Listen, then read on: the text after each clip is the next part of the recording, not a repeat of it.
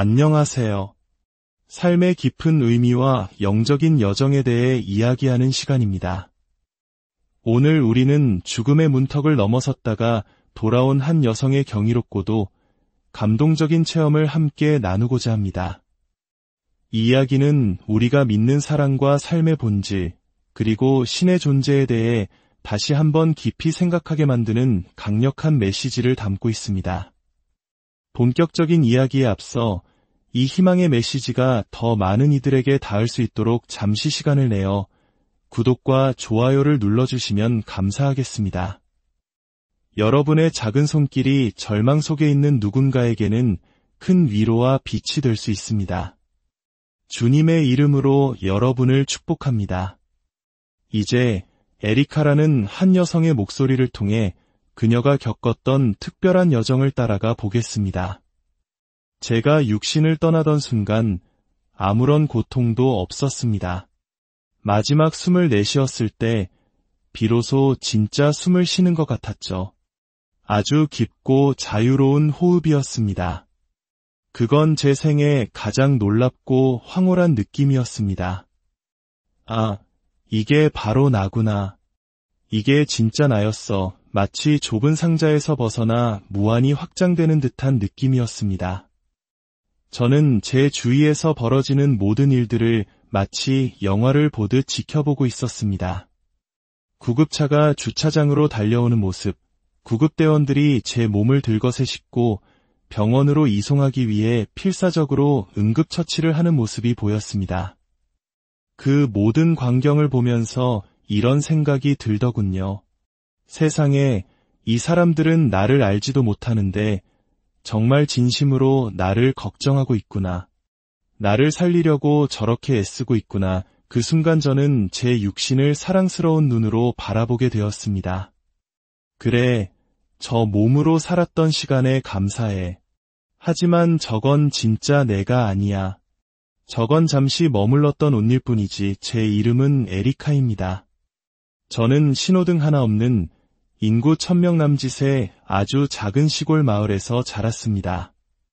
사람들은 집 문을 잠그지 않았고 차키는 늘 차에 꽂아두곤 했죠. 모두가 서로를 알고 지내는 그런 작고 평화로운 공동체였습니다. 돌이켜보면 감사한 일들이 참 많았습니다. 저는 신문 편집장도 해보고 연극반, 악대부 활동 등 하고 싶은 모든 것에 참여할 수 있었으니까요. 하지만 중학교에 들어가면서 모든 것이 변했습니다. 갑자기 외모가 중요해졌고 사람들은 겉모습으로 서로를 판단하기 시작했습니다. 어쩐 일인지 저는 제 자신에게 엄청난 압박감을 주는 아이였습니다. 내가 부족해서 그래. 그래서 사람들이 내 외모를 보고 나쁘게 대하는 거야. 이런 생각에 사로잡혔죠. 어쩌면 이 이야기는 외모에 대한 끊임없는 압박과 비교 속에서 살아가는 우리 한국의 많은 분들에게도 낯설지 않게 들릴지 모릅니다. 타인의 시선에 갇혀 자기 자신을 잃어버리는 고통은 시대를 초월하여 누구나 겪을 수 있는 아픔이니까요. 저는 사람들의 마음에 들기 위해 그들의 무리에 끼기 위해 제 몸을 해치기 시작했습니다. 12살 때부터 폭식증을 앓게 된 것이죠. 돌이켜보면 저는 단 한 번도 과체중이었던 적이 없었습니다. 하지만 제 눈에는 제가 뚱뚱하게만 보였죠. 고등학생이 되고 대학생이 되고 결혼을 하고 아이의 엄마가 되어 직장 생활을 하는 동안에도 이 패턴은 저를 떠나지 않았습니다. 세상의 판단과 압박을 느낄 때마다 저는 내가 또 뭘 잘못하고 있지 라며 자책했고 폭식이라는 잘못된 방식으로 그 고통에서 벗어나려 했습니다. 학교를 졸업하고 간호사로 처음 일하게 된 곳은 펜터민이라는 다이어트 약을 처방하는 병원이었습니다. 그 약은 중독성이 강한 마약류로 분류되는 약이었지만 당시에는 체중 감량을 위해 많은 사람들이 찾던 약이었죠. 저는 약물에 손대본 적이 없었기에 그 중독성이 얼마나 무서운지 몰랐습니다. 그 약이 제 삶을 서서히 지배하고 있다는 사실조차 깨닫지 못했습니다. 저는 완전히 중독되었습니다. 그리고 그 사실을 남편을 포함한 모든 사람에게 숨겼습니다. 끔찍한 비밀이었죠. 그 약은 의사의 감독하에 몇 달 정도만 복용하도록 만들어진 것이지 저처럼 9년 동안 복용하라고 만들어진 약이 아니었습니다. 하지만 저는 기꺼이 그 약을 처방해주는 의사를 찾아냈습니다. 이 약의 가장 큰 부작용은 식욕 부진과 불면이었습니다. 나중에 알게 된 사실이지만 제가 복용했던 약은 흔히 말하는 마약 스피드와 비슷한 효과를 낸다고 합니다. 잠을 자지 않아도 지치지 않고 계속 움직이게 만드는 것이죠. 9년 가까이 제대로 먹지도 자지도 못한 채 살아보셨다고 상상해보세요. 몸이 서서히 망가지기 시작했습니다. 특히 숨 쉬는 것이 가장 고통스러웠습니다. 밤에 잠자리에 누워 겨우 잠이 들려는 찰나 숨이 막혀 격렬하게 잠에서 깨어나곤 했습니다. 그러면 침대에서 뛰쳐나와 숨을 쉬기 위해 펄쩍펄쩍 뛰어야 했습니다. 마치 제 폐가 숨쉬는 법을 잊어버린 것처럼 기능이 멈추는 듯한 공포였습니다. 그런 끔찍한 밤이 반복되었습니다. 정신적으로도 이상 행동을 보이기 시작했습니다. 한밤중에 마당에 조명을 켜놓고 수제 폭포를 만들겠다며 땅을 파기도 했습니다.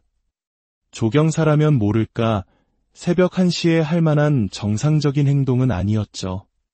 제 남편은 무엇이 잘못되었는지 알지 못한 채 그저 저를 걱정할 뿐이었습니다. 하지만 저는 모든 것을 부인했습니다. 수치심 때문에 그 누구에게도 심지어 가장 사랑하는 남편에게도 제 비밀을 털어놓을 수 없었습니다.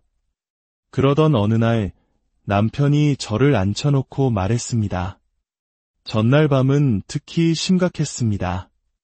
저는 정말 죽을 것 같았고 평소처럼 펄쩍 뛰어도 호흡이 돌아오지 않았습니다. 밤새 뜬 눈으로 지새운 다음날 아침 지칠 대로 지친 남편이 말했습니다. 더 이상 이렇게는 못 살아. 나는 가족을 부양해야 하고 아이들에게는 당신이 필요해. 그때 저는 사실대로 말했어야 했습니다. 나 아파요. 구급차를 불러줘요. 병원에 가야겠어요. 라고 말했어야 했습니다. 하지만 저는 또다시 수치심에 사로잡혀 괜찮아. 그냥 잠을 푹 자면 될 거야. 라고 거짓말을 했습니다. 남편은 집에서는 아이들 때문에 편히 쉴 수 없을 테니 집에서 1마일도 채 안 되는 거리에 있는 호텔에 가서 푹 쉬고 오라고 했습니다. 방에 도착하면 꼭 전화하라고 신신당부했죠. 저는 차를 몰아 호텔로 갔습니다. 하지만 프런트 직원은 미안한 표정으로 말했습니다. 손님, 정말 죄송하지만 빈 방이 하나도 없습니다. 컨벤션 때문에 객실이 꽉 찼어요. 그 순간 저는 정신이 아득해졌습니다. 그녀가 2마일 떨어진 다른 호텔을 안내해 주었지만 저는 곧 쓰러질 것만 같았습니다. 그리고 이번에 쓰러지면 다시는 깨어나지 못할 것임을 직감했습니다. 폐가 이미 멈추고 있었으니까요. 저는 차 안에서 울부짖었습니다. 하나님, 더는 못 가겠어요. 그리고 기도했습니다. 제발 저 다음 호텔까지만 가게 해주세요. 하나님, 그러면 꼭 쉬겠습니다. 간신히 다음 호텔 주차장에 차를 세우고 비틀거리며 체크인을 했습니다. 방에 들어서자마자 저는 따뜻한 물에 목욕을 해서 긴장을 풀면 잠이 올지도 모른다고 생각했습니다. 욕조에 물을 받기 시작했습니다. 그런데 바로 그 순간 욕조에 들어가면 의식을 잃고 익사할 거야. 아무도 날 발견하지 못할 거야 라는 강렬하고 불길한 예감이 온몸을 덮쳤습니다. 마치 시한폭탄의 초침이 돌아가는 것처럼 시간이 없다고 느꼈습니다. 저는 물을 잠글 겨를도 없이 마지막 남은 모든 힘을 다해 호텔방 밖으로 뛰쳐나갔습니다. 차 열쇠도, 결혼반지도, 신분증도, 심지어 신발도 챙기지 못한 채였습니다. 맨발로 주차장을 가로질러 뛰는데 마지막 차선에서 차 한 대가 저를 칠 뻔했습니다. 차에서 내린 신사분이 제게 달려와 괜찮냐고 물었습니다. 저는 그가 저의 생명줄임을 직감했습니다. 울면서 어떻게든 상황을 설명하려 했지만 그분은 영어를 잘하지 못하셨습니다. 하지만 저를 돕고 싶어하는 진심은 충분히 느껴졌습니다. 그가 조수석문을 열어주었을 때 저는 제 눈을 의심했습니다. 좌석에 앉기 위해 치워야 했던 책, 그것은 바로 성경책이었습니다. 그 순간 저는 하나님께서 이 사람과 함께 가도 좋다는 신호를 주셨다고 느꼈습니다. 마음에 평화가 찾아왔습니다. 그는 저를 태우고 언덕을 올라갔습니다. 채 1마일도 안 되는 거리였습니다. 그가 차를 세운 곳은 한 교회의 주차장이었고 그곳에는 키가 큰 다른 남성 한 분이 우리를 기다리고 있었습니다. 그들은 저를 부축하여 건물 안으로 데려갔습니다. 저를 기다리던 분은 그 교회의 목사님이었습니다. 목사님이 물었습니다. 괜찮으세요? 누구신가요? 하지만 저는 제 이름조차 기억나지 않았습니다. 제 상태가 심각하다는 것을 깨달은 목사님의 얼굴이 하얗게 질렸습니다. 그는 제가 곧 죽을 것이라는 걸 알았습니다. 그는 제 정신을 차리게 하려는 듯 책상을 주먹으로 내리치며 외쳤습니다. 하나님을 믿습니까? 저는 마지막 남은 숨을 다해 대답했습니다. 저는 하나님을 믿습니다. 그 말을 내뱉는 순간 제 몸의 모든 숨이 빠져나갔습니다. 그리고 저는 천장에 떠 있었습니다. 더 이상 제 몸으로 돌아갈 방법은 없었습니다. 그저 모든 것을 놓아주어야 했습니다. 마지막 숨을 내쉬었을 때 저는 비로소 진짜 숨을, 자유로운 숨을 쉴 수 있었습니다. 그것은 말로 표현할 수 없는 황홀한 해방감이었습니다. 아, 이게 바로 진짜 나구나. 저는 확장된 존재가 되어 아래에서 펼쳐지는 모든 것을 지켜보았습니다.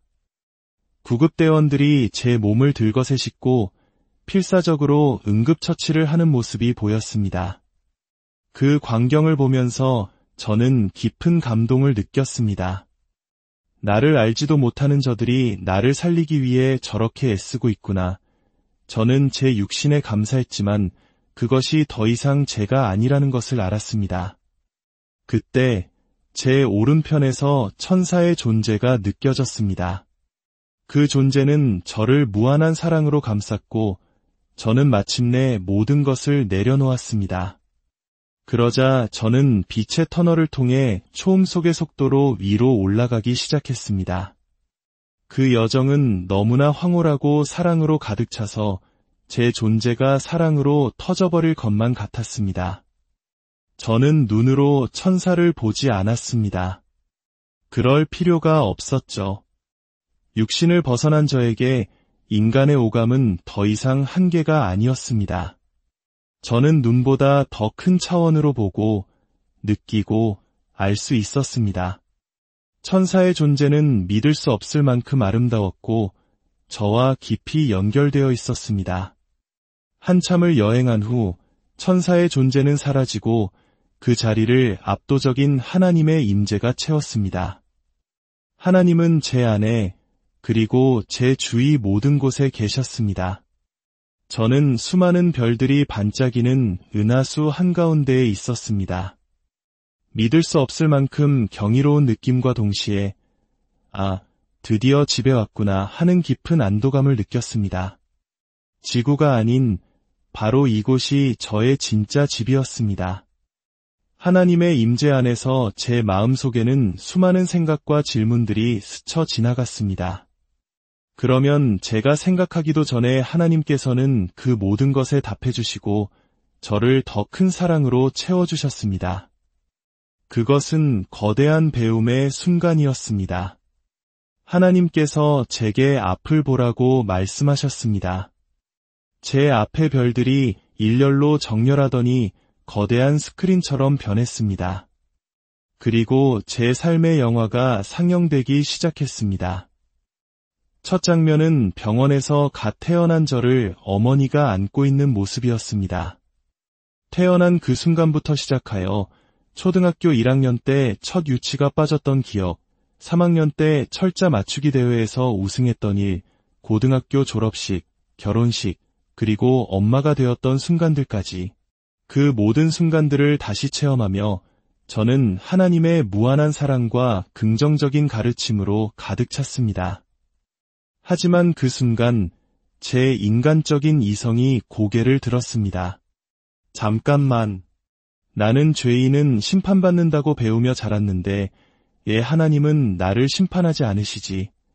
제가 그런 생각을 하자마자 하나님께서는 제 마음을 읽으시고 그 불안을 사랑으로 대체해 주셨습니다. 하나님은 저를 사랑하셨습니다. 심판하지 않으셨습니다.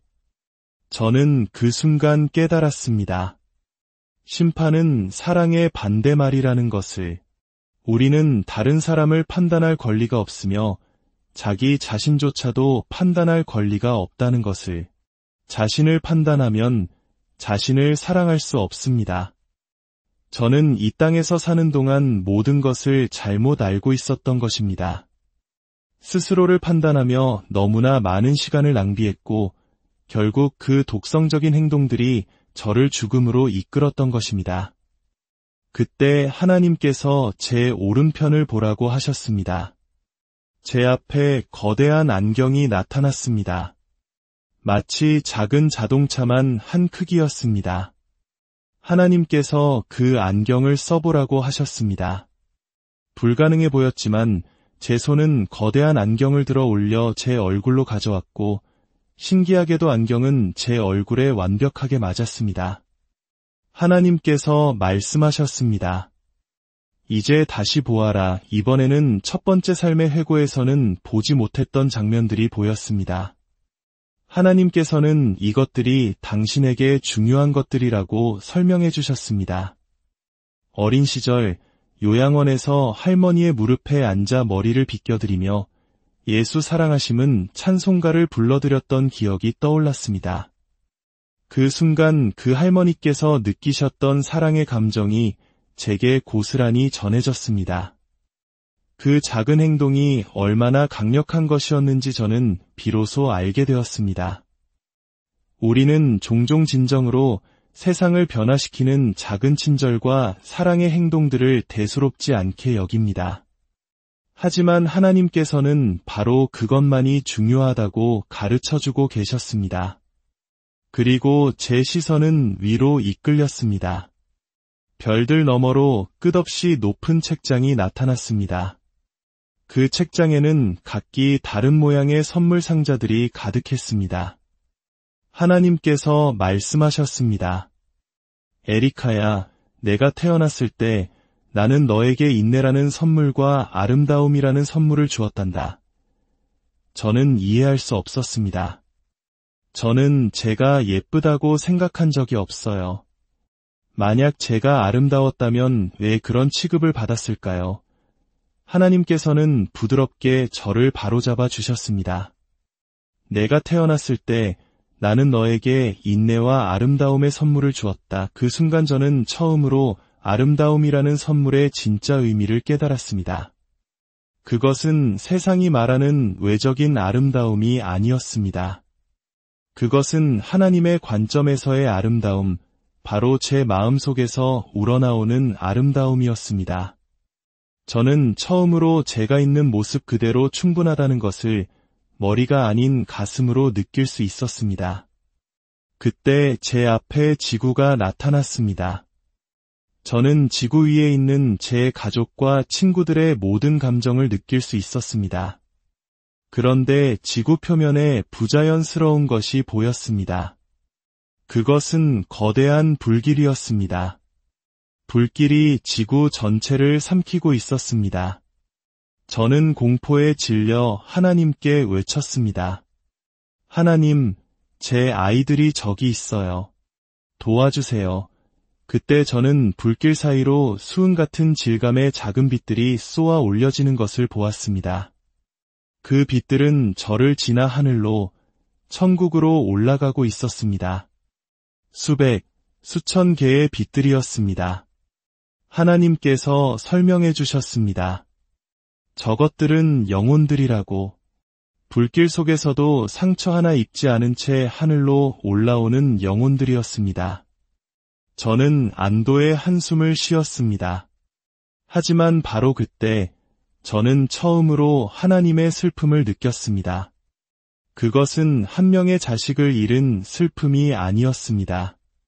수많은 자녀를 한꺼번에 잃은 것 같은 너무나도 깊고 처절한 슬픔이었습니다. 저는 하나님을 위로하려 했습니다. 괜찮아요. 하나님, 보세요.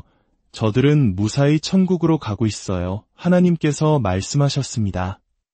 다시 보아라. 제가 처음에는 보지 못했던 것들이 보였습니다. 불길 속에서 하늘로 올라오지 못하고 깜빡이는 작은 빛들, 뒤에 남겨진 영혼들이었습니다.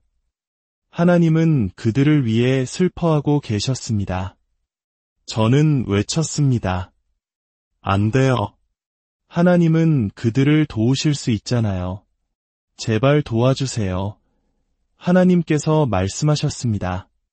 에리카야, 나는 나의 모든 자녀에게 생명이라는 선물과 함께 자유의지라는 선물을 주었다. 그것은 선택의 선물이다. 모든 영혼은 나와의 사랑의 연결을 가질지 스스로 선택해야 한다. 그 사랑의 연결이 바로 영혼을 들어 올리는 에너지란다. 하나님의 마음은 그 사랑의 연결을 선택하지 않은 영혼들 때문에 아파하고 계셨습니다. 마지막 영혼이 저를 지나 안전하게 천국으로 들어가는 것을 본 후 저는 이제 제 차례라고 생각했습니다. 천국으로 달려가 모두와 함께할 생각에 들떠 있었습니다. 하지만 하나님께서 저를 멈추셨습니다. 아니, 아이야, 너는 머물 수 없다. 돌아가야 한다. 하나님께서는 제게 말씀하셨습니다. 내가 가진 인내와 아름다움의 선물에 이제 지식과 지혜라는 두 가지 선물을 더 주겠다. 돌아가서 내가 내 삶에 보내주는 사람들의 말을 조용히 듣거라. 그리고 내가 말할 때에는 이 네 가지 선물을 사용하여 수많은 사람들의 삶을 변화시키거라. 저는 반박하려 했지만 그럴 틈도 없이 어두운 터널 속으로 밀려 들어가는 것을 느꼈습니다. 제가 천국으로 올라올 때와는 정반대의 터널이었습니다. 그곳은 끔찍하게 느렸고 희미하게 인간의 목소리들이 들려왔습니다. 분노, 증오, 혐오, 세상에서 가장 끔찍한 말들이었습니다. 그리고 제 아래에서 수많은 손들이 저를 잡아당기기 시작했습니다. 그들은 어둠 속에서 유일한 빛인 저를 끌어내리려 했습니다. 그들의 손길이 닿을 때마다 제 생명력이 빠져나가는 끔찍한 공포를 느꼈습니다. 그곳에는 하나님이 계시지 않았습니다. 제가 할 수 있는 유일한 것은 하나님을 향해 부르짖는 것이었습니다. 하나님, 도와주세요. 제발 저를 도와주세요. 사랑합니다. 이곳에 있고 싶지 않아요. 제가 하나님께 사랑을 외친 그 순간 다시 사랑의 연결이 이루어졌습니다. 저를 잡아당기던 손들이 힘을 잃고 떨어져 나갔고 저는 다시 위로 떠올라 그들의 손이 닿지 않는 곳까지 올라갔습니다. 하나님과의 연결이 저를 다시 지구로 이끄는 연료가 되었습니다. 결국 저는 응급실에 누워있는 제 몸 위를 맴돌고 있는 자신을 발견했습니다. 피할 수 없는 순간이 왔음을 알았습니다. 다시 저 육신으로 돌아가야 한다는 것을 생각할 틈도 없이 저는 제 몸속으로 강하게 빨려 들어갔습니다. 의식을 되찾았을 때 남편의 얼굴이 보였습니다. 그의 얼굴에는 안도감과 사랑이 가득했습니다. 저는 그에게 제가 겪은 일을 말해주고 싶었습니다. 여보, 나 천국에 다녀왔어. 하지만 목소리가 나오지 않았습니다. 다음 날 아침 의사가 들어왔습니다. 그는 제 건강 상태를 확인하려 했지만 저는 그를 막고 말했습니다. 아니요, 의사 선생님. 저는 천국에 다녀왔어요. 하나님을 만났다고요. 그분이 제게 하신 말씀을 전해야 해요. 그 말을 듣자 의사의 얼굴에서 핏기가 사라졌습니다. 그는 황급히 방을 나갔습니다. 잠시 후 의사는 간호사 그리고 제 남편과 함께 돌아왔습니다. 그는 제게 제가 정신적으로 아프며 도움이 필요하다고 말했습니다.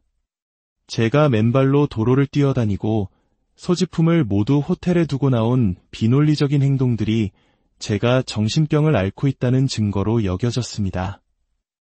저는 결국 미국 최고의 병원 중 하나인 메이오 클리닉의 정신과 병동에 입원하게 되었습니다.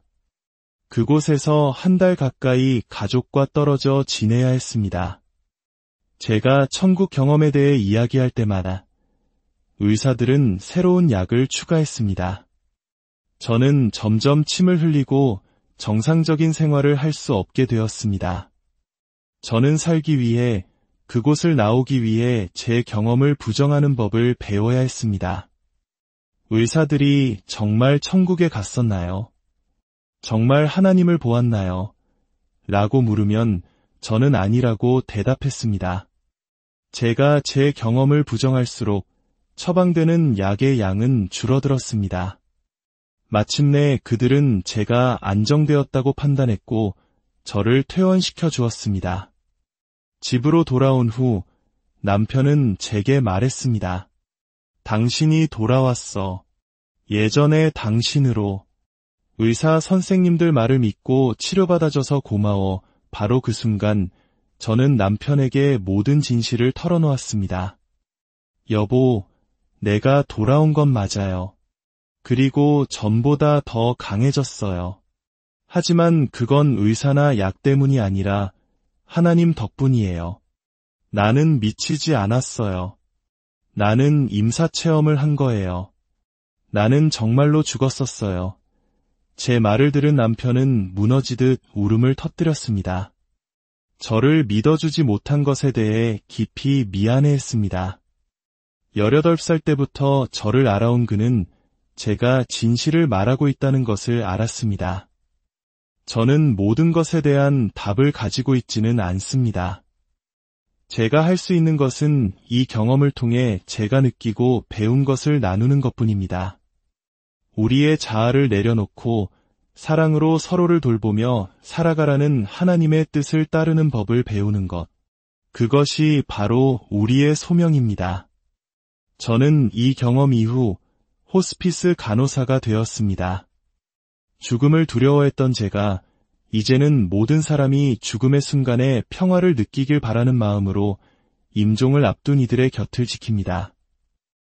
오늘날 대부분의 사람들은 자신이 사랑받지 못한다고 느끼며 살아갑니다. 하지만 기억하십시오. 우리 각자는 매우 소중한 존재입니다. 우리가 세상에 가져오는 모든 것은 귀중하며 우리는 무한히 사랑받고 있습니다. 이 삶은 선물입니다. 이 선물을 즐기십시오. 이 땅에 머무는 동안 당신을 만족시키는 방법을 찾고 동시에 다른 이들의 삶에 긍정적인 변화를 만들어내십시오. 오늘 이 이야기를 들으신 모든 분들의 삶에 하나님의 깊은 사랑과 평안이 언제나 함께하기를 진심으로 기도합니다.